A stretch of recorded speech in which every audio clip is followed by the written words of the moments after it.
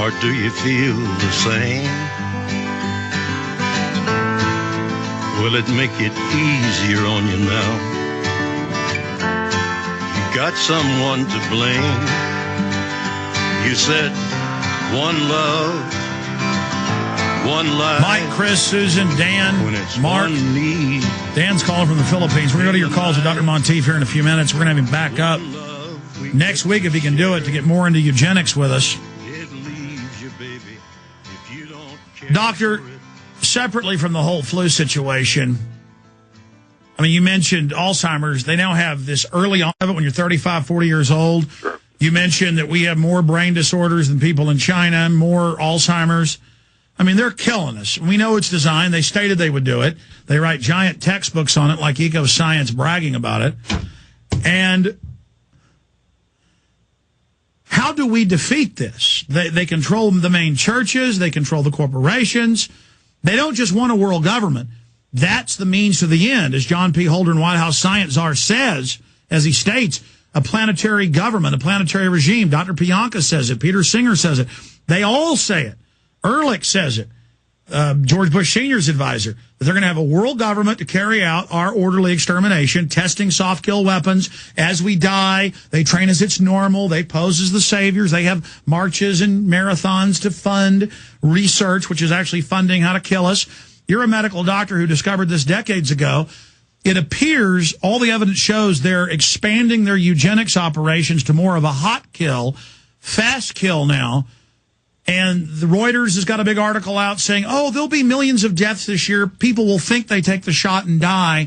But no, there'll be no adverse reactions. It's impossible. They're telling doctors if someone dies after they take it or becomes paralyzed, the shot didn't do it. It appears they're preemptively studying how to roll this out successfully, just like Gardasil, and kill and maim us and sterilize us and then get away with it. Well, I think that probably the vaccine that they're going to give in Europe will be more dangerous than the one that they're going to give here, because the one they're going to use in Europe is a squalene one that's licensed to give to people over 65. They're going to give it to the whole population. And then, of course, there was an article in Global Research, which is usually very, very, very, very reliable, and they're talking about the nanoparticles that they put in there to so-called turbocharge the European vaccine. Now, I just hope and pray that they haven't snuck it into our vaccine, because you can't trust them. You don't. Well, we've know had medical workers at the vaccine companies call in, and I've seen reports that no, there's different versions, but no, they have the Indroleukin or whatever it's called. Dr. Horowitz on yesterday. They're saying that it is in the vaccines, or at least some of them. It may very well be, but see, we can't trust them because they have put things into the vaccines in the past. Or they will say, well, we didn't know it was there. Well, they can say that, but when they did know it was there, they continue to distribute it. And I'm talking about specifically the polio vaccine, the original polio vaccine. SV40. And when they found out it had a cancer virus in it, they continued disseminating it. They've contaminated the whole population of the world. About 30% of our population today still carries that cancer vaccine, that cancer virus that was in the original polio vaccine. One reason why the incidence of bone cancer and brain cancer and lymphoma and mesothelioma and ependymoma and medulloblastoma in children has gone up. And when they biopsy them, they find evidence of this cancer-producing virus that was introduced into our population through the original polio vaccine. And no doubt by design, and German news is reporting that they're growing it again in the same monkeys that have the SV40 for the virus stock in the European vaccines. Well, God help those people over there, supposedly, and all we know is what they tell us, Alex. Supposedly, the American vaccine is going to be grown in the yolk of eggs. But then we get the chicken viruses. That's the frightening thing about this. And they've introduced so many viruses from so many animals. God gave us an immune system that allows us to fight off animal viruses. They can't get into our bodies unless you inject them with a needle. Well, what about how for 5 years the FDA approved, it's now in wide use, not just irradiation of the meat, but they're now spraying in Latin, I can't pronounce it, that means bacteria-eating virus. They grow it in giant vaccine tanks with other viruses and RNA and are now spraying it on most meats we get at the store. Well, I'm very concerned that so much of what they're doing to our food supply, it will lead to terrible problems. Certainly, we know that the genetically modified corn that they have introduced across America, and of course, it is contaminating our entire corn supply here. And chickens are a lot smarter than people. Chickens won't eat it.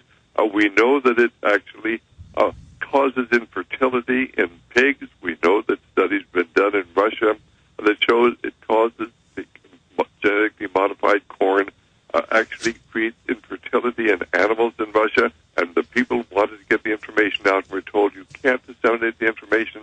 And it's all about population control. We know that the Rockefeller Foundation and the Bill and Melinda Gates Foundation and Monsanto and a similar very large genetic modification company over in Switzerland are spending hundreds of millions of dollars to store seeds in vast vaults up above the Arctic Circle on a little island there. And nobody's asked, why are they storing all these seeds for corn and for wheat and for all the other vegetables and things, in these vaults where they'll be permanently frozen? And it should be very obvious. All of these people are dedicated to population control, and they want the seeds for when they start all over again. They've stated this. In fact, the MI6 officer, he was OSS, who wrote the James Bond novels that were made into movies, he wrote Moonraker. And in that, the global elite and this head banker want to kill everybody on Earth. They, the eugenics pure, go to a space station. While they kill everybody on Earth, they're going to come back. But in the real government documents, they're not going to space. They've got the underground bases. And I saw a Reuters article 2 weeks ago. In fact, we can pull that up. UN chief or UN head visits seed vault. And it's this photo of the big armored mountain and the troops guarding the Ark. And then you read the transhumanists, they admit, which are the eugenicists, that they do plan to kill us. And they're putting in the police state grid to then carry out the medical mayhem and murder. And I want the troops and military to know something. I know this is probably going to go ahead and go to fruition.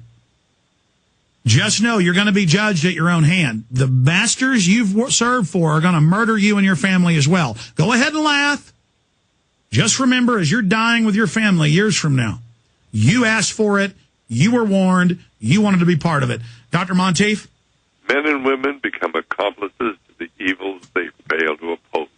And the people within the military who are carrying out the orders of our leaders who have killed, I don't know if you read the article by the shoe thrower, the man, of course, who threw the shoes at George Bush.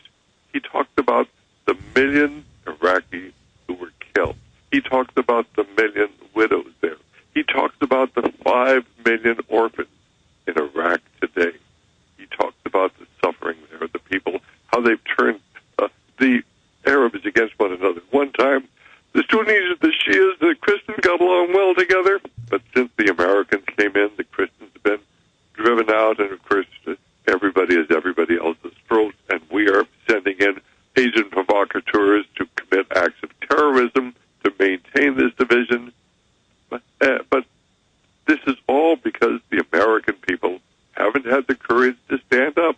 Oh, they voted for Barack Obama, who is, of course, expanding the war in Afghanistan today because he is a servant of the elite. And we're talking about the Trilateral Commission, as you do as well, the Council on Foreign Relations, the Bilderbergers, this financial elite led by David Rockefeller, who has a different worldview because he worships a different God.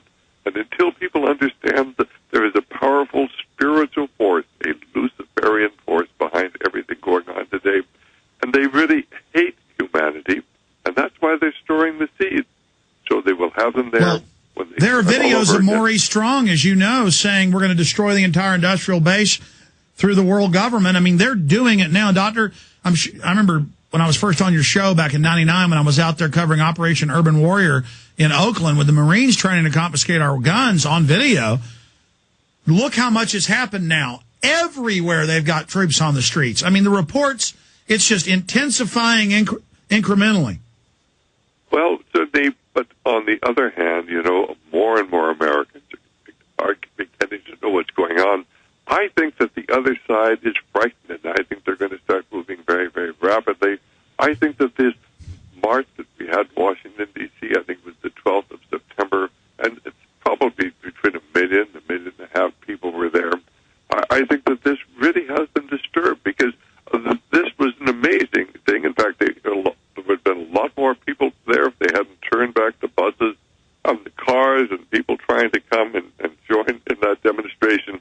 You are waking up an awful lot of people, you and certainly a few of the others who have... Yeah, but the problem is they then put the operative Glenn Beck in there to lead them.